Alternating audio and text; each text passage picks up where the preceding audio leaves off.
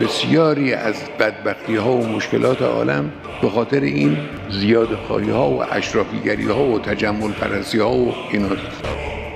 بخش عظیمی از ثروت عالم داره صرف این چیزا میشه در همه جا. حالا در کشور ما متاسفانه همینجور، در جای دیگه 10 برابر 100 برابر داره صرف این چیزا میشه. ساده زیستی.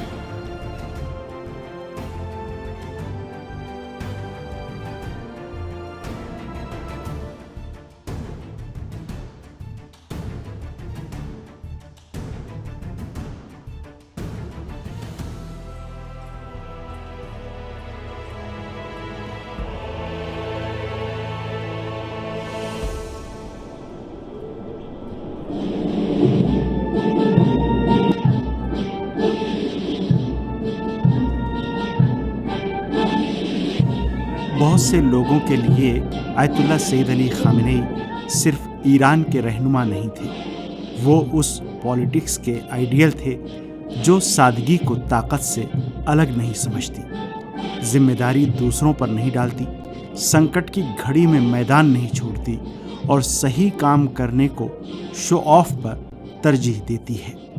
लेकिन इस प्रकार के नेतृत्व का स्रोत क्या था?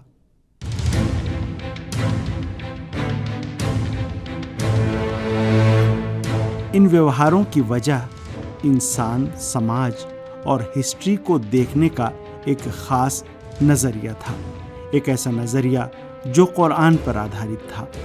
इस नज़रिए में तारीख़ बिना उसूल की नहीं है। कौमें सिर्फ ख्वाहिशों से नजात नहीं पाती, ताकतें सिर्फ हथियारों से कायम नहीं रहती और जीत निष्क्रिय इंसानों के लिए उपहार नहीं है। हर परिणाम के पीछे कोई ना कोई आधार होता है। बदलाव समाज के भीतर से शुरू होता है और जो ताकत जुल्म, फसाद और धोखे पर टिकी हो वो आखिरकार अपने किए का अंजाम भुगतती है। आयतुल्लाह खामेनी सियासत को इन्हीं कानूनों के दायरे में समझते थे।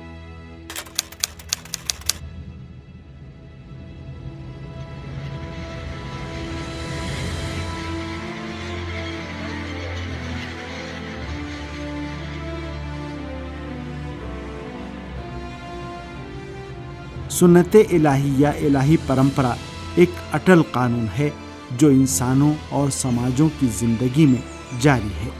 चुनाव और नतीजे, कोशिश और राहत, और किसी कौम के व्यवहार और उसके खुद के बनाए भाग्य या तकदीर के बीच का रिश्ता। मसलन कुरान कहता है कि खुदा किसी कौम की हालत नहीं बदलता जब तक कि वो खुद अपने दिलों को न बदले, यानी समाज तारीख का मूक दर्शक और खामोश तमाशाई नहीं रह सकता।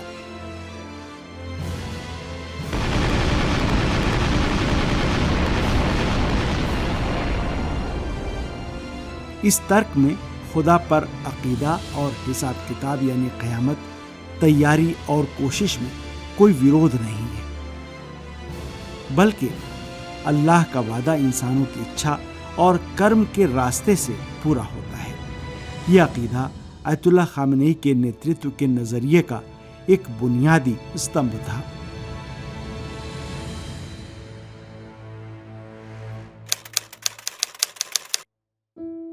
اشرافیگری، گرایش به اشرافیگری یک ضد ارزش بود در انقلاب، یعنی از افراد از اینکه نسبت داده بشوند به اشرافیگری یا از اونها چیزی دیده بشود که جزو خصوصیات اشرافیگری است به شدت اجتناب می‌کردند. امروز خوشبختانه همون موج ضد ارزش کردن اشرافیگری امروز هم به حمدالله وجود داره، یعنی دولت، مسئولین دولتی ساده زیستن، مردمی هستن و این خیلی فرصت خوبی است، نعمت بزرگی است. उनकी सादगी इस नजरिए में कोई निजी चुनाव या नम्रता का बाहरी दिखावा नहीं थी। इसकी जड़ इस अकीदे में थी कि सत्ता किसी अधिकारी की मिल्कियत नहीं, ये एक अमानत है जो उन्हें कुछ समय के लिए सौंपी गई है। अगर सत्ता अमानत हो तो उसे निजी दौलत, खानदानी बर्तरी या आम लोगों से दूरी में नहीं बदला जा सकता। सादा मकान या ऐश्वर्य से परहेज अकेले किसी समाज की मुश्किलें हल नहीं कर सकता, लेकिन रहनुमा का व्यक्तिगत व्यवहार, अखलाक और सत्ता के बीच के रिश्ते की परिभाषा के लिए एक मापदंड बनाता है।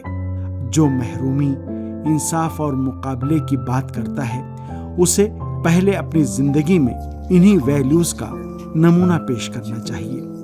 सत्ता इंसान को बड़ा नहीं बनाती, बल्कि उसकी जिम्मेदारी बढ़ाती है। Sono cose negative.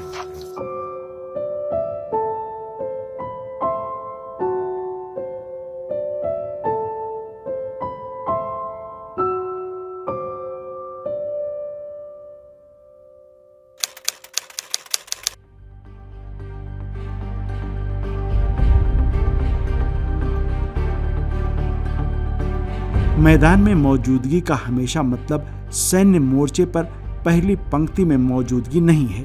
एक नेता के लिए मैदान वही पॉइंट है जहां फैसले लोगों की असली जिंदगी से संबंध रखते हों और उन पर असर डालते हों। मैदान जंग का मोर्चा भी हो सकता है और वो कारखाना भी जहां मजदूर अपने भविष्य को लेकर फिक्रमंद हों।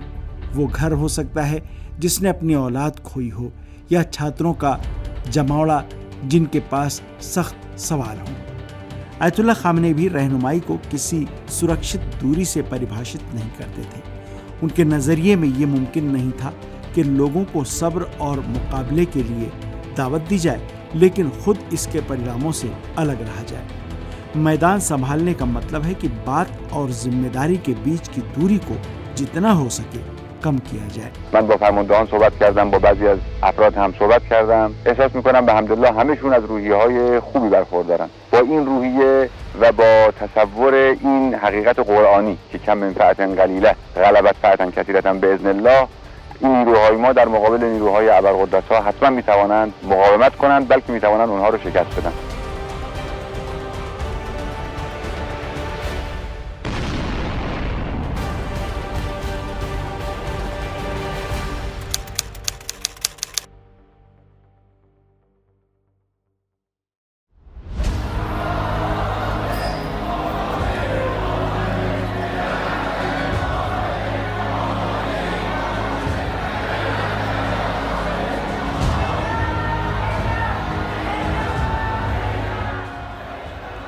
इन्हीं विशेषताओं ने उन्हें उनके जाने से पहले ही कई लोगों के लिए एक हैरत अंगेज शख्सियत बना दिया था। सिर्फ उम्र, तजुर्बे या नेतृत्व की लंबी अवधि की वजह से नहीं, बल्कि इसलिए कि वो उस सियासत पर चलते थे जो आज की दुनिया में कम होती नजर आ रही है। सत्ता की ठाट बाट के बजाय सादगी, दूसरों पर आरोप लगाने के बजाय जिम्मेदारी पर अमल, जिम्मेदारियों से भागने के बजाय मैदान में मौजूदगी और फोटो अपॉर्चुनिटी की सियासत के बजाय अमल। लेकिन उनकी शहादत के बाद एक अहम सवाल है, क्या ये परंपरा भी इस हस्ती के साथ समाप्त हो जाएगी?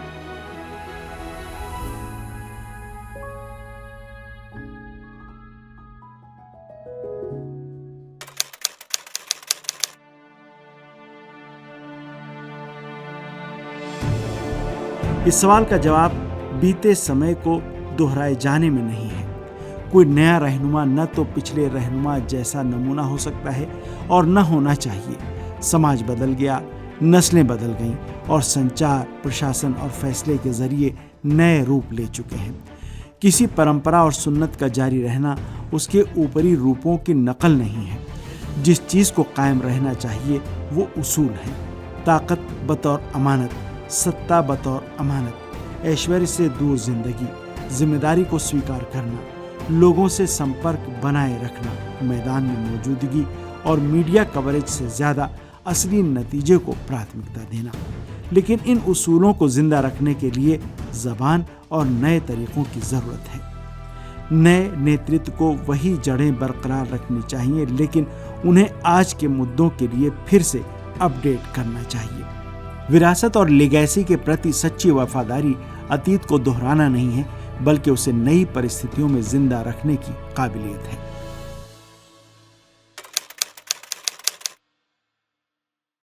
आयतुल्लाह खामनेई ने अपने पीछे सिर्फ फैसलों और तकरीरों का एक संग्रह नहीं छोड़ा, उन्होंने सत्ता को परखने के लिए एक मापदंड छोड़ा है। क्या सत्ता इंसान को लोगों से दूर करती है या उसकी जिम्मेदारी बढ़ाती है? क्या नेता संकट की घड़ी में मैदान में रहता है या संरचनाओं के पीछे छिप जाता है? और क्या सियासत मानव कल्याण के लिए है या सिर्फ हित और शक्ति के लिए? सादगी, जिम्मेदारी, मैदान संभालना और अमल करने को दिखावे पर वरीयता देना उनके लिए एक दूसरे से अलग व्यवहार नहीं थे। तारीख का कानून है, इंसान जिम्मेदार है और कोई भी समाज अपनी इच्छा, कोशिश और अमल के बिना नहीं बदलेगा। अब ये परंपरा एक नए चरण में पहुंच गई है। नया नेतृत्व न केवल एक ओहदे का वारिस है, बल्कि इस सवाल का भी वारिस है कि बदलती दुनिया में पक्के उसूलों को कैसे जिंदा रखा जा सकता है। विरासत तब जिंदा रहती है जब उसे सिर्फ याद ना किया जाए, बल्कि नई परिस्थितियों में रोड मैप के तौर पर उसे अपनाया जाए। ईरान के लोग नए नेता के चुनाव के साथ इन सुन्नतों और परंपराओं के संरक्षण और आगे बढ़ाने में विश्वास रखते हैं।